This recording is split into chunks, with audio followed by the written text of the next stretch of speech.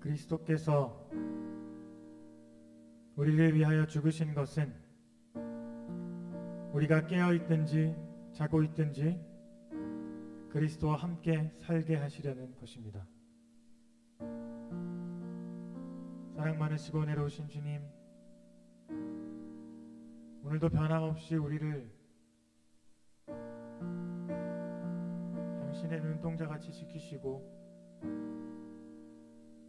오늘도 변함없이 우리를 사랑하셔서 우리를 거룩하게 하시기 위하여 우리가 당신 앞에 무릎 꿇기를 기다려주시니 감사합니다. 이 시간 하나님, 우리가 당신을 예배하기 위하여 주 앞에 나와왔습니다. 오늘 우리가 주를 예배할 때에 우리의 어떠함이 당신의 영광을 가리지 않게 하시고 우리의 어떠함이 우리가 당신을 예배하는데 방해가 되지 않게 하시고 이 시간 주께서 우리의 부족한 입술과 부족한 이해력으로 드리는 예배를 기쁘게 받아주사 이 시간을 영광스럽게 하여 주십시오. 우리의 마음 가운데 당신의 놀라운 임재가 임할 줄 믿으며 우리를 사랑하신 예수 그리스도 이름으로 기도드렸습니다. 예배 나오신 여러분을 주님의 이름으로 환영합니다. 저희 앉으신 자리에서 계신 곳에서 또 함께 오늘도 기쁜 마음으로 우리를 권하신 하나님을 찬양하면 좋을 것 같습니다.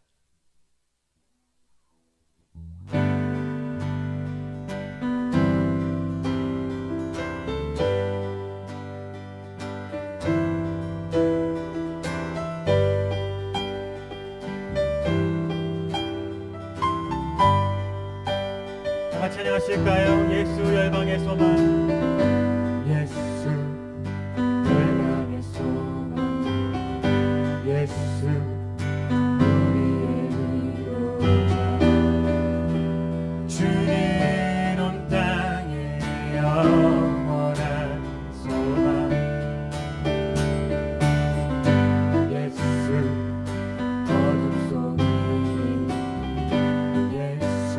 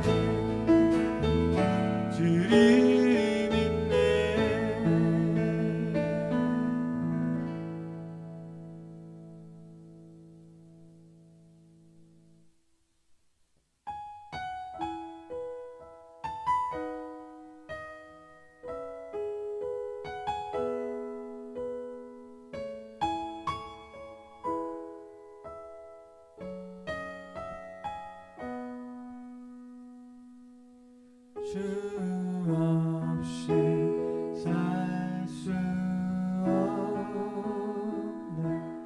죄인의 구주여 그 귀한 보배 피로 날 구속하소서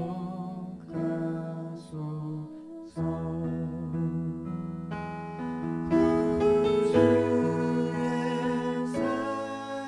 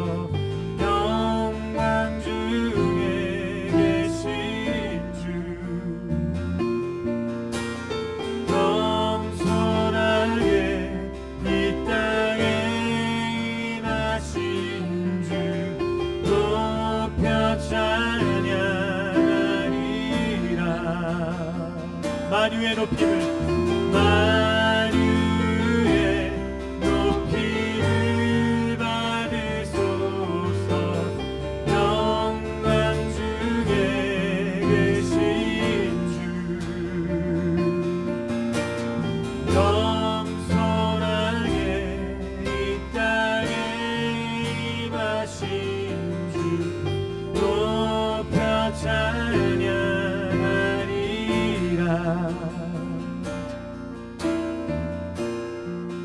나 주를 경배하리 엎드려 절하며 고백해 주 나의 하나님. 오 사랑스러운 주님 존귀한 예수님 아름답고 놀라우신 자주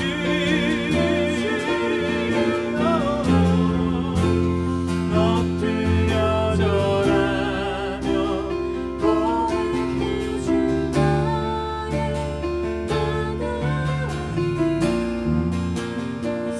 사랑스러운 주님 존귀한 예수님 아름답고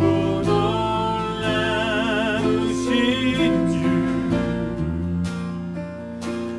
알 수 없네 주의 은혜 내 죄에 위한 주 십자가 알 수 없네 주의 은혜 내 죄 위한 주 십자가. 나 주를 경배하리 엎드려 절하며 고백해 주 나의 하나님. 사랑스러운 주님 존귀한 예수님 아름답고 놀라우신 주. 나 주를 경배하리 엎드려 절하며 고백해 주 나의 하나님. 오 사랑스러운 주님 존귀한 예수님 아름답고 놀라우신 주.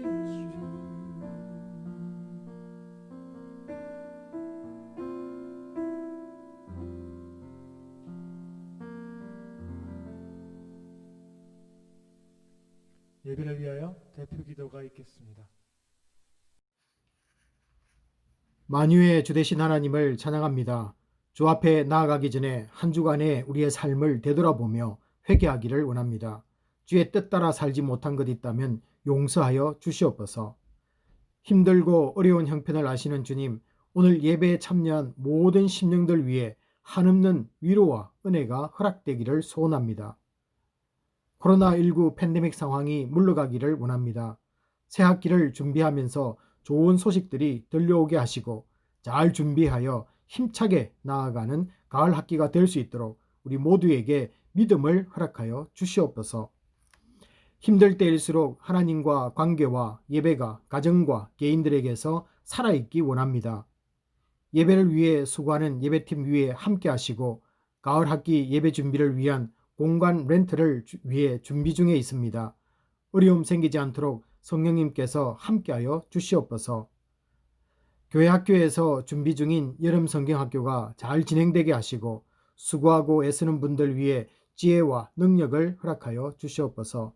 예수 믿지 않는 자녀들도 동참하여 복음을 듣고 어린 심령들이 예수를 만나기를 원합니다. 오늘 주일학교와 중고등부 모든 곳에서 드려지는 예배에 성령님이 함께하여 주시옵소서.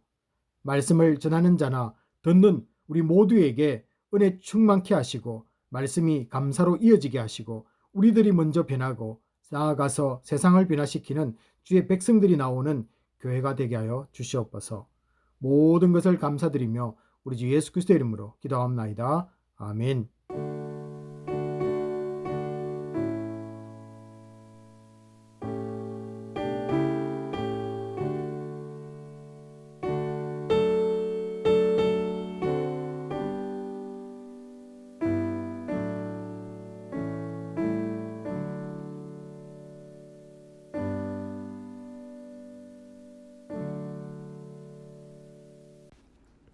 교회 소식입니다.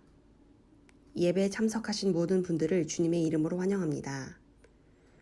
주보를 참고해 2020년 하반기 기도 제목을 놓고 기도해 주시기 바랍니다. 주일 예배는 코넬 대학의 별도 결정이 발표될 때까지 당분간 12시 45분부터 온라인으로 드려집니다. 가을 학기에 예배팀이 예배를 준비할 공간 렌트를 위해 준비위원회가 구성되었습니다. 잘 진행될 수 있도록 기도해 주시기 바랍니다. 헌금에 관해 안내해드립니다. 모아두셨다가 예배당에 모이는 주일에 헌금하셔도 되고 수표나 온라인 웹사이트를 사용하셔도 됩니다. 자세한 내용은 교회 웹사이트 교회 소식 게시판에 공지되어 있습니다. 한글학교 소식입니다. 코로나19 상황으로 함께하지 못해 가정학습에 도움이 될 만한 교재와 지난 봄학기 종강 선물을 준비 중입니다. 직접 배달 또는 우송을 해드리려 하오니 학생이나 봉사해주신 선생님들께서는 주소와 연락처가 변경되신 경우 아래에 있는 이메일 혹은 문자로 연락 주시기 바랍니다. 이타카에 새로 오시는 분들이나 신입생이 있으면 교회를 소개해 주시고 담임 목사님께 알려주시기 바랍니다. 교회 학교 여름 성경학교에 관해 안내해 드립니다. 8월 10일부터 14일 6시 30분부터 줌으로 실시하게 됩니다. 등록이나 다른 정보들은 이메일로 보내드리겠습니다. 온라인 예배의 주일 설교 본문 읽기를 원하는 부부나 자녀들을 모집합니다. 문의는 담임 목사님 카톡으로 연락 주시기 바랍니다. 코넬 한인교회 중보기도 팀원을 모집합니다. 문의는 고한석 장로님 혹은 김청미 집사님께 연락 주시기 바랍니다. 중고등부 제자 양육훈련이 8월 29일까지 매주 토요일 8시에서 9시에 진행됩니다. 중고등부 학생들의 영적 성장을 위해 기도와 격려 부탁드립니다. 매일 새벽 예배는 생명의 삶 순서를 따라 드리시기 바랍니다. 손혁 이단비 집사 가정이 타주로 옮겨가게 됩니다. 찬양팀 리더와 팀원으로 섬겨주던 두 분의 학업과 정착에 주님의 인도하심이 넘치길 기도합니다.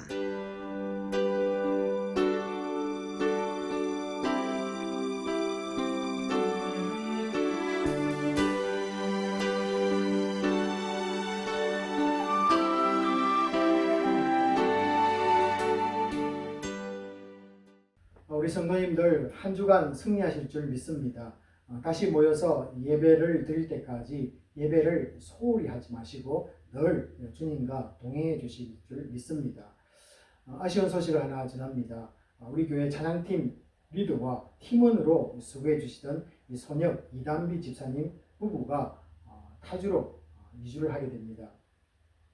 두 분을 이끄실 주님을 기대하며 또 이 시간 함께 축복하며 자리에서 같이 기도해 주시기를 부탁드리겠습니다. 기도하겠습니다. 아버지 하나님, 사랑하는 이 부부가 또 이제 꿈을 꾸며 또 다른 곳으로 가서 공부를 하기를 시작합니다. 주님께서 가는 곳에 함께하여 주시옵시고 또 아버지 하나님 가는 곳 곳곳마다 하나님께 영광 돌리며 찬양하는 아름다운 부부로 세움받을 수 있도록 축복하여 주시옵소서. 힘들고 어려울 때 아버지 하나님 이 찬양을 통하여서 많은 사람들에게 기쁨과 소망을 주었습니다. 아버지 하나님 이 부부들을 통하여서 앞으로도 하나님께 영광 받을 수 있는 자리에 세움받게 하여 주시옵시고 공부할 때 지혜가 부족하지 않도록 지혜 주시고 능력 허락해 주시고 강건함으로 붙들어 주시고 인도하여 주시옵소서. 이들이 받을 아버지 하나님 그 놀라운 축복들이 하나님 앞에 섰을 때 아버지 하나님 잘했다 칭찬받는 부부 되게 하여 주시옵시고 더 많은 사람들을 주께로 인도하며 찬양하는 자들로 세움받을 있는 자리에 함께 서는 그러한 기쁨의 자리가 될 수 있도록 이들을 사용하여 주시옵소서.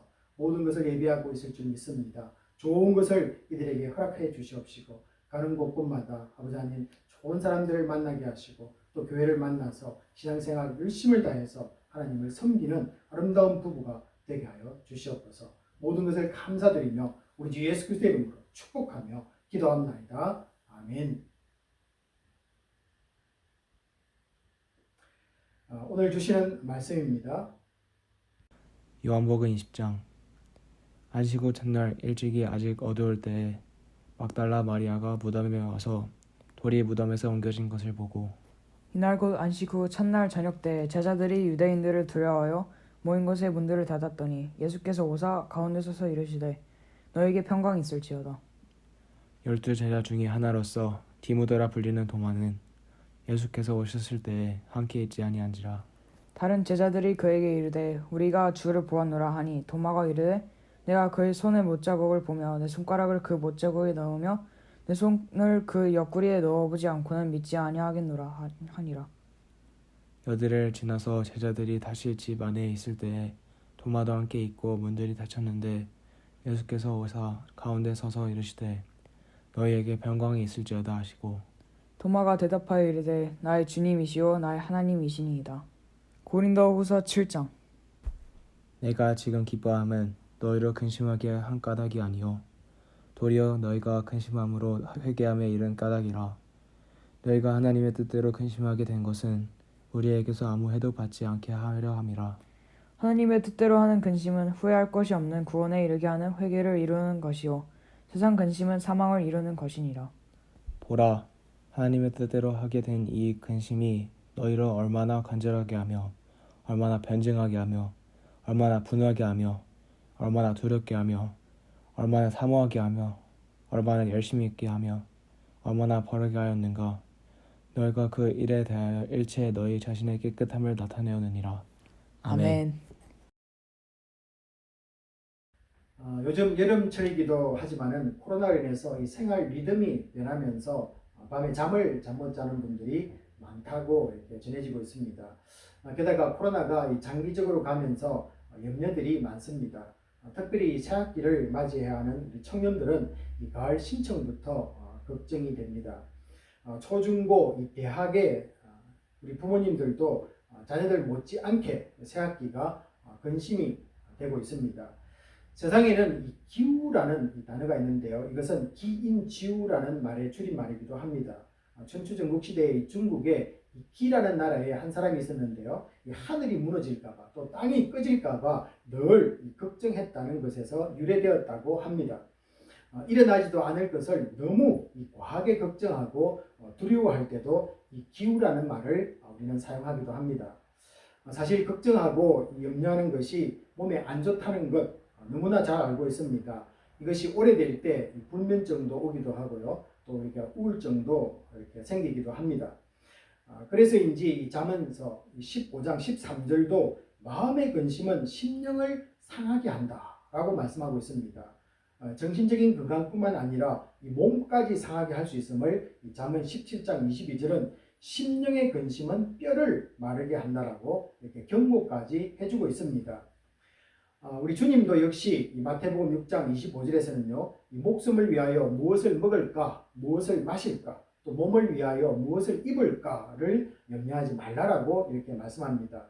그리고 마태복음 6장 34절은요, 너무 오랫동안 이 근심하는 것을 막기 위해서 내일 일을 위하여 염려하지 말라. 내일 일은 내일이 염려할 것이요, 한 날의 괴로움은 그날로 족하니라고 말씀해주고 있습니다. 이 성경 말씀은 우리가 걱정하고 염려하지만 별 도움이 안 된다는 것을 알려주고 있습니다. 그래서 이 불필요한 걱정을 하지 말라고까지 권고하고 있습니다. 그럼에도 불구하고 이 근심은 쉽지가 않습니다. 사실 이 근심을 끊어버린다는 것은 쉽지가 않지요. 이 상황에 예민한 분들이 있기 때문에 그렇습니다. 우리가 이 캠핑을 가보면요, 그날 일기예보가 굉장히 좋습니다. 그런데도 텐트 주위에 물고랑을 내고서 그날 밤 철저하게 대비를 하는 분들이 있습니다. 이때로는 이 예민함이 예상하지 못한 이 폭우를 만나서 도움을 받을 때도 있습니다. 사실 우리가 예술 작품이나 또 문학 작품에서 보면요, 이 좋은 걸작들은 이 작가들의 이 스트레스와 고뇌 속에서 나오는 것도 사실입니다. 성도님들도 이 근심이 생기면은 잠을 못 자는 일도 있지만은 그것 때문에 우리가 기도의 자리로 나아갈 때가 있습니다. 그리고 이 근심과 고뇌로 인해서 이 기도의 사람이 되는 경우가 많습니다. 우리가 이제 성경에서 한번 그런 예를 구약과 신약에서 한번 보게 될 텐데요. 먼저 이 구약을 보시면은 그 좋은 예가 이 한나인 경우인 것 같습니다. 한나는요, 우리가 좋은 것 먹고 또 입고 또 그리고 좋은 곳을 여행하면서 이 불편 없이 살았습니다. 그런데 그런 한나에게도 한 가지 이 근심이 있었습니다. 자식이 없었습니다. 그러나 이 자식이 없는 것도 이 남편의 사랑으로서 이 덮어졌습니다. 그거 보시면요, 이 사무엘상 1장 5절에 보시면은 그런 근심을 덮어주는 이 남편의 모습이 나타나는데요. 이 남편 엘가나가 그녀를 사랑하여서 이 제사를 드리고 난 뒤에 얻은 재물에 이 분깃을 한나에게는 갑절을 주어서 그녀가 근심하지 않도록 이 배려하는 모습을 자세하게 설명을 보여주고 있습니다. 자, 그런데 이 한나가 기도의 사람이 된 것은 이 남편 때문이 아니라 그녀를 괴롭히는 한 여인 때문에라고 이렇게 성경은 말씀하고 있습니다. 사무엘상 1장 6절에 보시면요, 그녀의 적수 브닛나가 심히 격분하게 하여 괴롭게 하더라 라고 이렇게 말씀하고 있습니다. 이 브닛나는 임신하지 못하는 한나를 매우 상심하게 근심하도록 괴롭혔던 것 같습니다. 이 근심이 그녀로 하여금 하나님과 깊이 이 대화를 나누는 사람으로 변하게 만들었다는 것입니다. 그리고 우리가 한나는 나중에 이 사무엘이라는 이스라엘의 위대한 인물을 이스라엘 역사 속에 내어줍니다. 이스라엘 나라가 왕족으로 나아갈 때 마지막 사사로 쓰임받던 사람이 사무엘인 것 우리가 너무나 잘 알고 있고요. 또 두 왕을 세우고 또 하나님의 사람 이 다윗을 길러내는 좋은 스승이 되었다는 것도 우리가 너무나 잘 알고 있습니다. 그래서 하나님은 이런 한나의 이 개인적인 근심 가운데서 그분의 뜻을 이루어가고 있었다라는 것입니다. 이제는 우리 신약에서도 한번 고민하고 근심하는 사람이 변하는 모습을 우리가 보게 될 텐데요. 그것은 우리가 예수님의 12명의 제자 중에서 한 사람인 도마라는 사람을 통해서 그가 어떻게 변하는지를 한번 보도록 하겠습니다. 예수님의 십자가 죽음을 보고 제자들이 실망을 합니다. 그 중에서 특별히 도마는 더 크게 실망을 하고 근심 가운데 있었던 것을 요한복음 20장이 잘 보여주고 있는데요. 그래서 이 도마는 아마 그런 생각 속에서 이런 근심들이 생겼던 것 같습니다. 혹시 이 제자들과 가까이 있다가 잡히면 어떻게 할까? 뭐 이런 근심으로 인해서 많은 제자들로부터 떨어져 있는 모습을 요한복음 20장은 좀 이렇게 거리를 두고 있는 모습을 보여주고 있습니다. 우리가 한번 살펴보겠는데요. 1절을 보시면은 이 안식구 첫날 새벽에 이 부활 사건이 일어납니다. 그리고는 19절에 보시면요, 그날 같은 날 저녁에 이 부활 소식을 제자들에게 알려주고 제자들이 모이게 됩니다. 그리고 그때 주님이 그 자리에 나타나게 됩니다. 24절은요, 어떤 이유인지 모르지만은 도마는 그곳에 있지 않았다라고 우리에게 그 사실을 알려주고 있습니다. 도마는 어디에 갔는지 왜 안 왔는지 이유는 모르지만은 그곳에 있지 않았다는 것이죠. 자, 그런데 25절을 보시면요, 나중에 제자들이 이 주님을 보았다고 도마에게 알려줍니다. 그러나 도마는 여전히 부신하는 모습을 25절은 설명해주고 있습니다. 그러다가 바로 밑에 있는 26절을 보시면요, 이 주님의 나타났다는 그 이야기를 듣고 설마 하는 마음으로 8일 뒤에 제자들이 모인 자리에 슬그머니 이 도마가 다시 나타납니다. 낭망하고 근심하는 그를 포기하지 않으시고 주님은 다시 그 자리에 와 주십니다. 그 순간 그가 가진 의심과 이 두려움과 근심은 사라집니다. 그리고는 28절에 보시면요, 주님에 대한 그의 위대한 고백은 나중에 도마를 인도에까지 가서 순교하게 만들었다고 전해지고 있습니다. 여러분, 여기까지 우리가 이 말씀을 나누다 보면요, 이 한편으로는 세상 일에 집착해서 근심에 빠져드는 그런 사람도 있습니다. 또 다른 한편으로는 이 근심으로 출발하지만은 이 주 안에서 이 기도의 사람이 되어서 좋은 이 결과를 낳는 경우도 우리가 바라보게 됩니다. 우리 성도님들도 좋은 결과를 낳는 근심을 할 줄로 믿습니다. 여러분, 이런 근심, 하나님이 기뻐하는 근심을 하나님의 뜻대로 하는 근심이라고 고린도후서 오늘 보았던 이 7장 9절과 10절과 11절에서 이 세 번에 걸쳐서 하나님의 뜻대로 하는 근심이다 라고 우리에게 말씀을 해주고 있습니다. 그리고 해보았자 아무런 영양가가 없는 것을 보면 고린도후서 7장 10절에 보시면요, 이 세상 근심이라고 두 가지를 분리시켜서 다른 의미로서 우리에게 소개를 바울이 해주고 있습니다.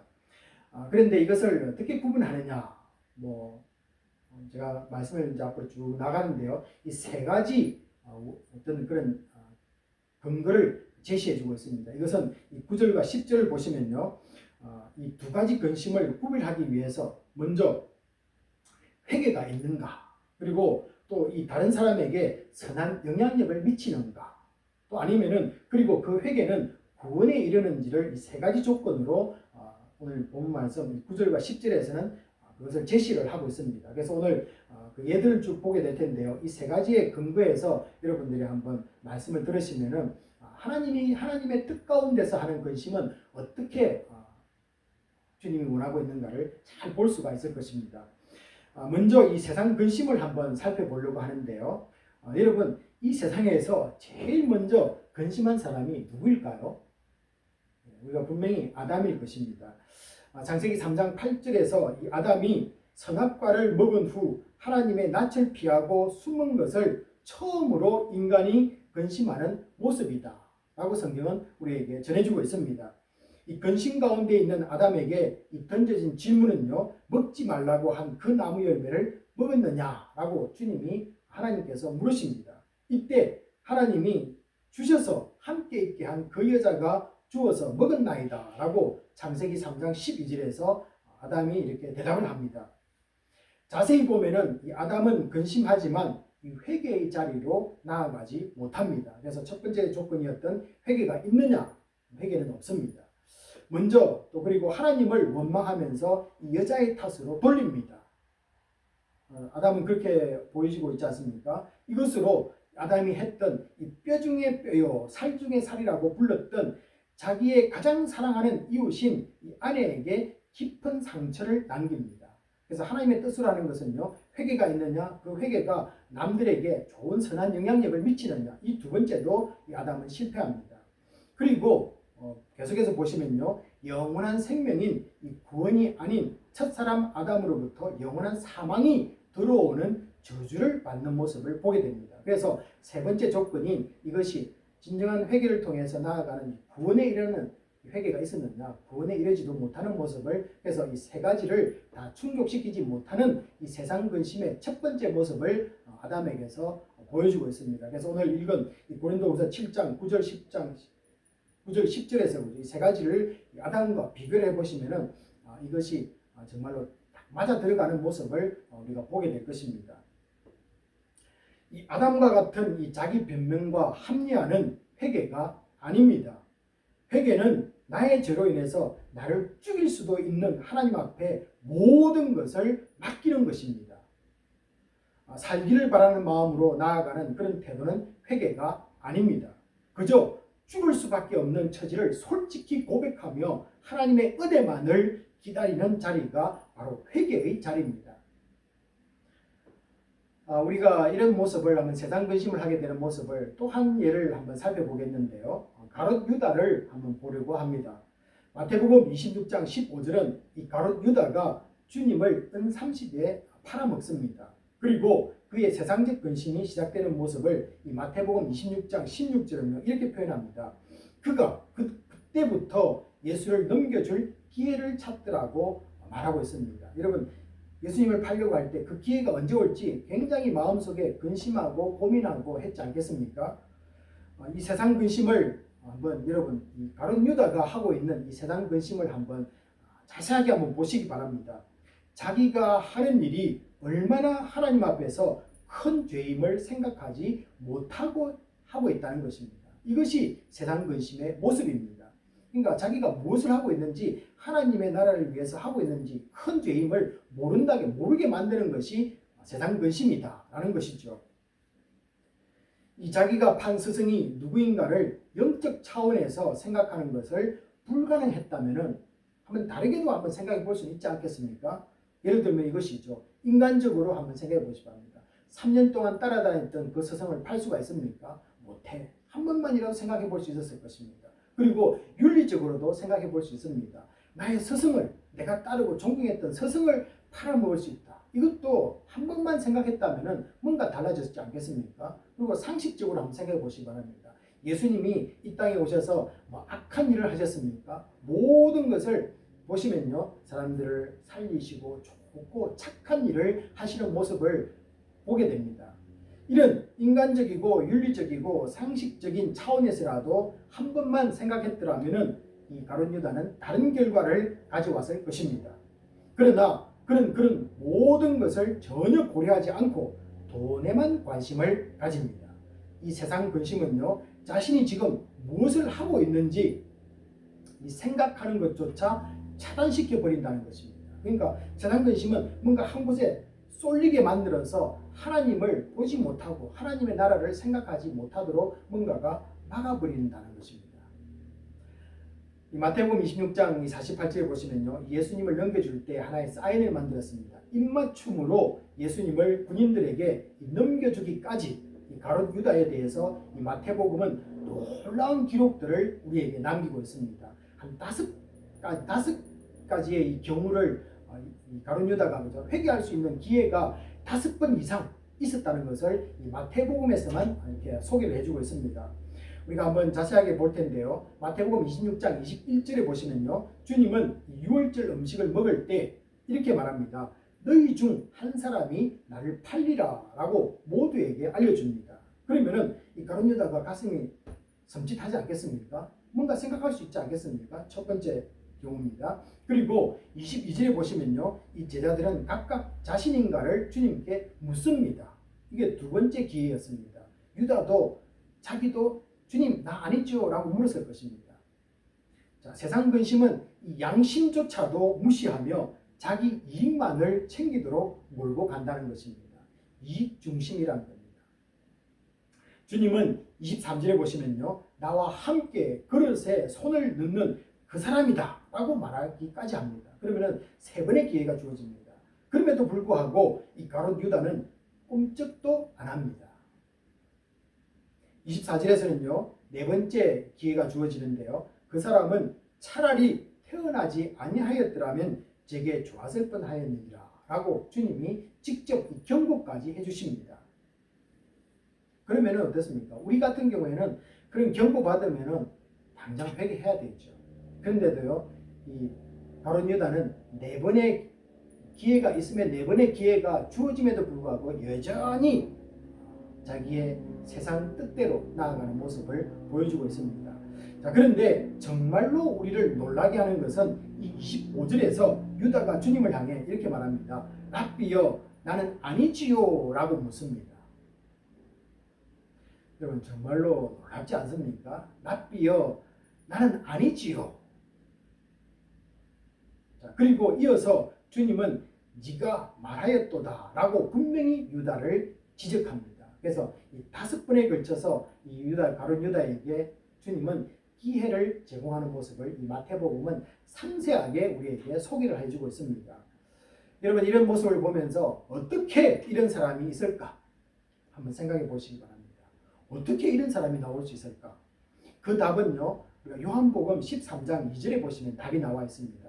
요한복음 13장 2절에서 보시면요, 사탄이 이미 그에게 예수를 팔 생각을 집어넣었기 때문이다 라고 요한복음은 우리에게 말씀해주고 있습니다. 사탄이 그를 붙잡았다는 것입니다. 그의 생각을 사로잡았다는 것입니다. 이것이 세상 근심에 빠질 때의 특징의 모습이라는 겁니다. 하나님은 보이지 않는 거예요. 오직 사탄에게 사로잡혀서 사탄이 보여주는 그것만 집중하게 되는 것입니다. 이렇게 유다가 이 사탄의 미끼가 된 것은 요한복음 12장 6절에 의하면요, 이 제자들의 돈괴를 맡은 사람으로 거기 넣는 것을 훔쳐갔다라고 말하고 있습니다. 이 돈의 욕심이 강한 사람이라는 것을 우리는 알 수가 있습니다. 디모데전서 6장 8절에 가면요, 성도를 향해서 이렇게 말합니다. 먹을 것과 입을 것이 있은즉 족한 줄 알라. 족한 줄 알라. 먹을 것, 입을 것이 있으면은 족한 줄 알라라고 이렇게 말씀하고 있습니다. 그래야만이 하나님의 나라에, 하늘나라에 보물을 쌓는 일을 할 수 있기 때문에 그렇습니다. 이 세상 탐욕을 가진 사람들에 대해서 디모데전서 6장 9절부터 10절까지 계속 이어서 이렇게 말합니다.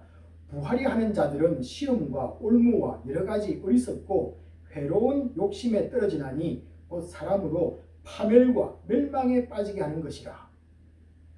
돈을 사랑함이 일만 악의 뿌리가 되나니 이것을 탐내는 자들은 미혹을 받아 믿음에서 떠나 많은 근심으로서 자기를 찔렀도다. 오늘 이 근심이란 말이 여기에서 나옵니다. 모든 것이 돈을 사랑함이 일만 악의 뿌리가 되었다. 이렇게 말하고 있습니다. 여러분, 우리가 돈이라고 하니까 나는 뭐 돈 사랑하지 않는데요 라고 하지만요, 우리가 하고 있는 모든 경제 활동들이나 우리가 하고 있는 이 모든 것은 돈과 연결되어 있지 않습니까? 그런 관점에서 한번 이 말씀을 한번 바라보시기 바랍니다. 이 세상 근심의 가장 치명적인 부분은 무엇이냐면요, 영적인 것에 무관하게 만든다는 것입니다. 영적인 것을 전혀 생각하지 못하도록 한다는 것입니다. 가룟 유다가 진정으로 예수님을 하나님으로 믿지 않았음을 보기 바랍니다. 가룟 유다는요, 예수님을 하나님으로 인정하지 않았습니다.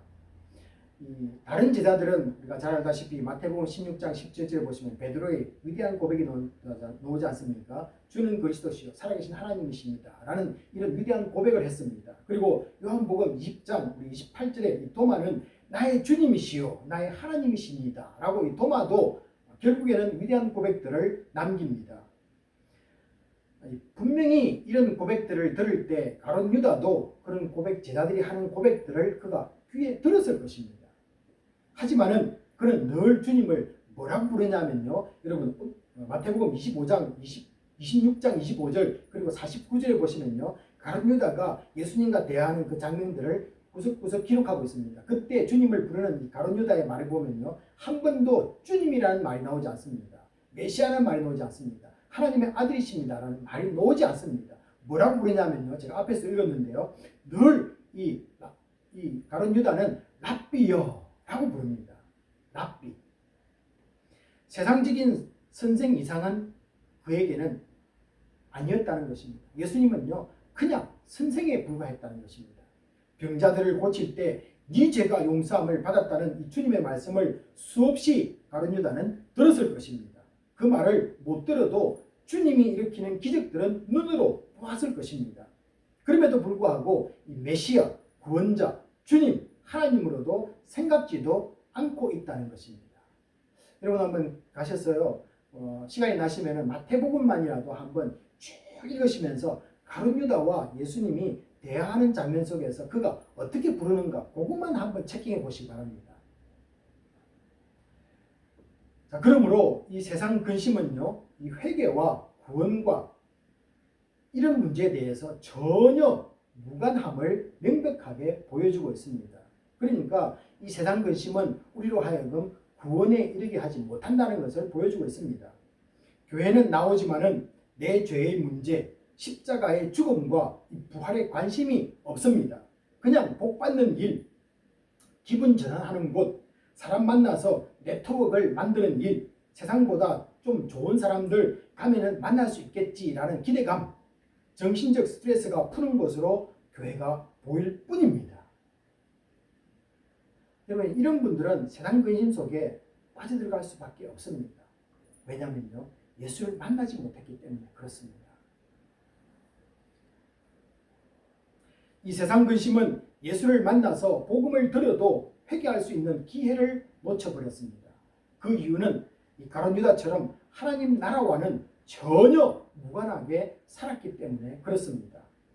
그의 속은 세상 것으로 가득 차 있었습니다. 한 번도 자기 중심에서 벗어나지 못하고 마지막 순간까지도 자기 인생을 스스로 마침으로써 하나님을 끝까지 인정하지 않는 가룟 유다였습니다.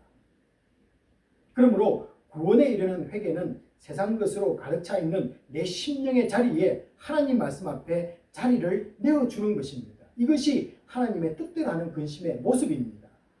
그 여유가 들어올 수 있도록 하나님의 자리가 마련될 수 있도록 내 자리를 비워주는 것입니다. 사람들은 자신보다 높은 사람이 오면은 자기 자리를 내어줍니다. 회개가 없다는 것은 우리 신앙생활 속에서 회개가 없다는 것은 예수를 자신보다 아직은 낮게 생각하고 주님으로 모실 수 있는 이 겸손이 아직 생기지 않았음을 보여주는 증거입니다. 그래서 우리가요 교만할 때는 내가 예수님보다 위에 있을 때입니다. 그리고 주님이 늘 나의 종으로 보일 때 내가 회개가 일어나지 않을 때라는 것입니다. 세상 근심은 걱정과 슬픔에 대해서만 마음 아파하고 걱정합니다.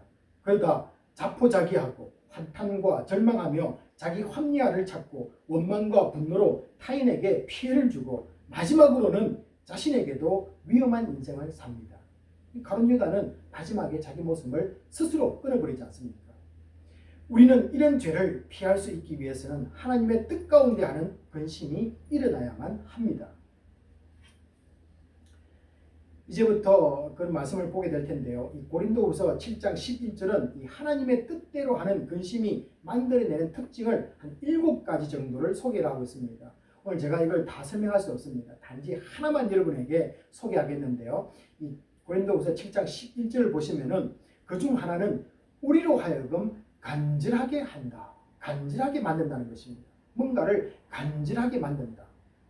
자, 그런데 오늘 이 7장 11절의 그 첫 번째 특징 중에 하나가 간절하게 우리를 만든다고 했는데 이 목적어가 생략되어 있습니다.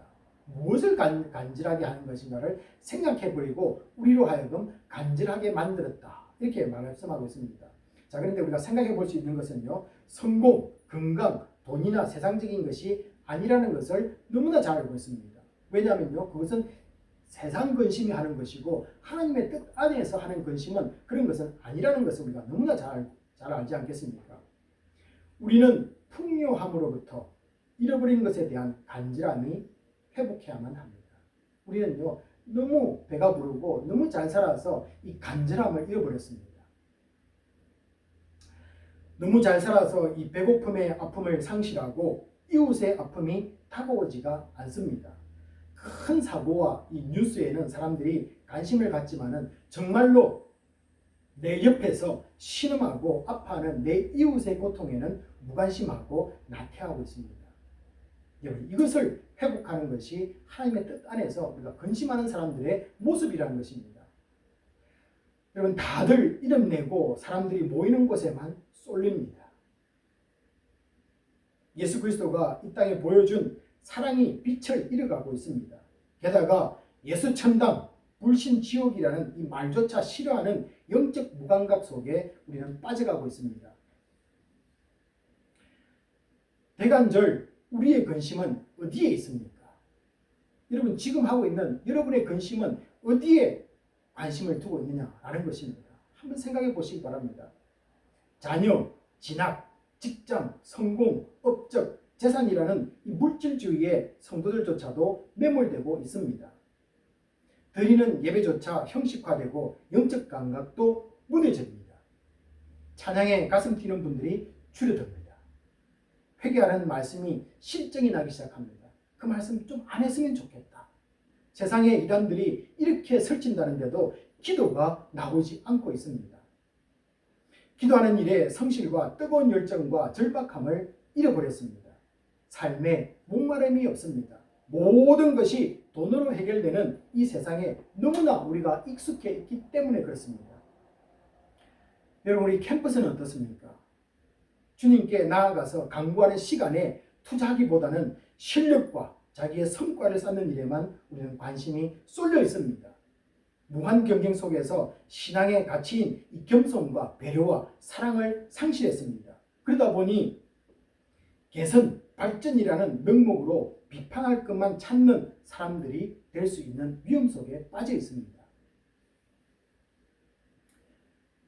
이런 우리들은 이제 어떻게 해야 합니까? 이런 우리들의 모습을 바라보면서 우리는 지금 어떻게 나아가야 될 것인가 라는 것입니다. 하나님이 원하는 이 근심이 우리 가운데서 다시 시작되어야만 합니다. 이것이 답입니다. 이것밖에 없습니다. 그래서 다시 경건을 회복하고 기도의 열정을 되찾고 내 이웃에 대한 사랑을 다시 시작해야만 됩니다. 그렇지 않고는 진정으로 구원받는 성도가 아닙니다. 하나님의 뜻으로 하는 근심은 생명 있는 회개로 나아가게 합니다. 회개는 말이 아닌 행동으로 회개 열매를 맺게 합니다. 그리고 회개 열매를 통해 구원받은 백성임이 입증이 되는 것입니다. 왜냐하면요, 회개의 열매가 없는 그리스도인은 아무도 없기 때문에 그렇습니다. 내가 그리스도인이라면요, 회개의 열매를 통해서 내 삶 속에서 열매가 맺혀가는 것입니다. 이것을 우리는 성령의 열매라고도 부릅니다. 구원은 믿음으로 받지만은 우리가 구원받았다는 입증은 우리의 삶의 행동으로 나타나는 것입니다. 이제는 그 회개와 그 열매가 있는 삶을 살아야만 합니다. 내가 지고 있는 여러분의 십자가를 한번 바라보시기 바랍니다. 내 등에 내가 어떤 십자가를 지고 있는지를 한번 보기 바랍니다. 내 십자가가 내 등에 없다면 있어야만 합니다. 너무 가볍다면 다른 성도가 감당하고 있는 것들을 조금씩 우리는 나누어서 져야만 할 것입니다. 내 십자가가 없는 것은 하나님의 뜻 가운데 하는 근심이 전혀 없고 세상 근심으로만 채워져 있는 삶이라는 증거입니다. 우리는 오늘 하나님의 뜻 안에서 하는 근심을 들었습니다. 구원에 이르는 회개를 통해서 예수를 내 안에 모시고 주를 향한 열정과 거룩을 회복하고 이웃 사랑을 실천하는 좋은 것들이 내 속에서 만들어지는 것을 우리는 보았습니다. 이제 더 이상 초조, 분노, 불안, 염려, 우울감만을 만들어내는 이 세상 근심의 사람이 되지 말기 바랍니다. 오늘 말씀을 듣고 있는 우리 청년부들이 있을 줄 압니다. 팬데믹으로 인해서 이 인턴 자리가 날아가고 이 잡 마케팅이 열리고 있지 않는 지금 현 시점입니다. 이런 상황에서 여러분은 이 두 가지의 근심 가운데 어떤 것을 선택하고 있습니까? 우리 성도님들도 마찬가지입니다. 두 가지의 근심 속에서 나는 과연 어떤 것을 붙들고 근심하고 있는지를 한번 바라보시기 바랍니다. 직장에 대한 걱정과 미래에 대한 세상 근심보다는 불안에 떨고 있는 나 같은 사람에게 함께해 주심을 주님을 선택하시기 바랍니다. 이것이 주의 뜻 가운데 하는 근심하는 사람의 모습인 것입니다. 불안 속으로 빠져드는 것이 아니라 이처럼 나약한 나에게도 주님이 함께하고 있는 내 모습을 바라보면서 그 속에서 하나님이 무엇을 원하고 있는지를 바라보는 것, 이것이 하나님의 뜻 가운데 하는 근심이라는 것입니다. 나의 약한 부분을 알게 하시고 마음의 동료를 붙잡아 주시고 이 힘든 상황에도 헤쳐나가는 지혜를 허락하는 성령님을 찬양하는 우리 성도님들이 되시기 바랍니다. 하나님 뜻 가운데 근심하는 자들을 주님은 외면하지 않습니다. 회개는 주님께 돌아가는 것이고 집 나간 아들이 아버지 집으로 돌아가기만 하면은 모든 것을 다시 회복하는 복을 누리게 됩니다. 사람들과의 관계에서 힘든 분들이 있습니까? 자녀로 인해서 걱정하는 분들이 계십니까? 재정적 손해를 본 분들이 우리 성도님들 가운데 있다 해도 세상 근심을 선택하지 말기 바랍니다. 하나님의 뜻 안에서 하는 근심을 시작할 때 주님만을 의지하지 못하고 사는 나를 불쌍히 여겨서 은혜를 허락하실 줄 믿습니다.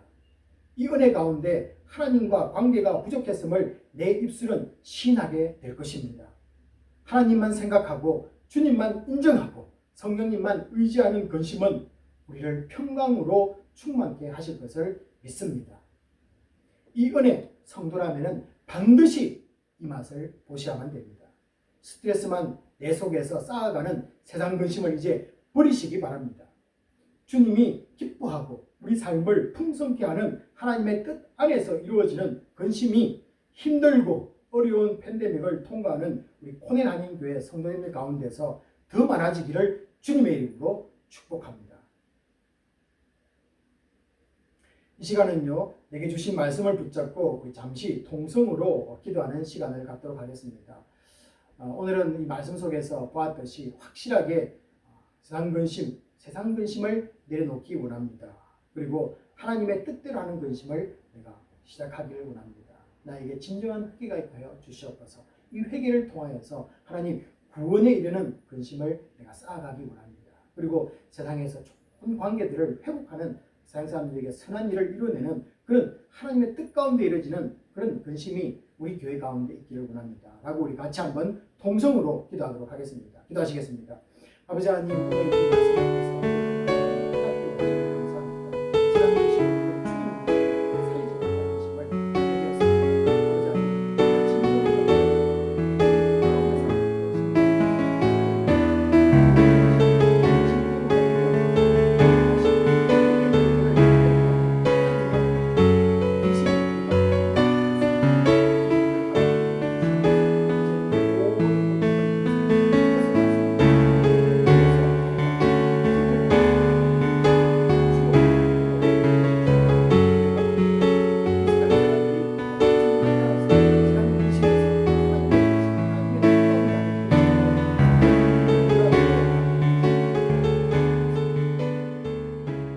아버지 하나님, 오늘 말씀을 통하여서 저희들이 귀한 생명의 말씀을 깨닫게 하심을 감사드립니다. 아버지 하나님, 우리는 세상에 살아가면서 세상이 주는 근심 때문에 이 사망 가운데 빠질 수밖에 없었고, 아버지 하나님, 세상 근심으로 인하여서 죽음밖에 우리가 누리지 못하는 그런 모습을 이제 보았습니다. 이제는 더 이상 세상 근심이 아니라 하나님의 뜻 가운데서 이루어지는 아버지 하나님의 놀라운 근심을 시작하기를 원합니다. 우리에게 회개가 있게 하여 주시옵소서. 이 회개를 통하여서 아버지 하나님 구원에 이르는 놀라운 은혜를 체험케 하여 주시옵시고, 우리가 파괴시켰던 그 모든 관계들이 회복되어지는 놀라운 은혜를 체험하는 하나님의 뜻 가운데 이루어지는 근심이 우리 가운데, 우리 가정 속에, 우리 교회 속에, 이 나라 가운데 있게 하여 주시옵소서. 모든 것을 감사드리며 우리 주 예수 그리스도의 이름으로 축복하며 기도하옵나이다. 아멘. 다 같이 있는 곳에서 일어나셔서 봉헌 기도와 축도로서 예배를 마치도록 하겠습니다. 우리를 주 안에서 살아가게 하시며 세상에서 부족함이 없도록 인도하시는 주님께 감사와 찬양을 드립니다. 코로나가 극성을 부리지만 모두들 건강하게 지켜주심을 감사드립니다. 다들 힘든 가운데도 교회가 하나 되게 하시고 말씀을 읽고 기도하는 분들이 더욱 많이 나오게 하실 줄 믿습니다. 들여지는 물질 하나님 나라 위에 사용되게 하여 주시옵소서. 더 힘든 이웃을 생각하고 가난과 기아 속에 있는 분들을 지원하며 선교사님들을 후원하는 교회와 가정과 손길을 축복하실 줄 믿습니다.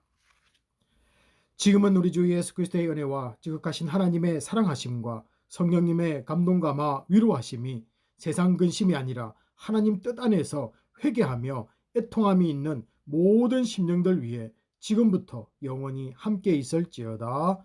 아멘.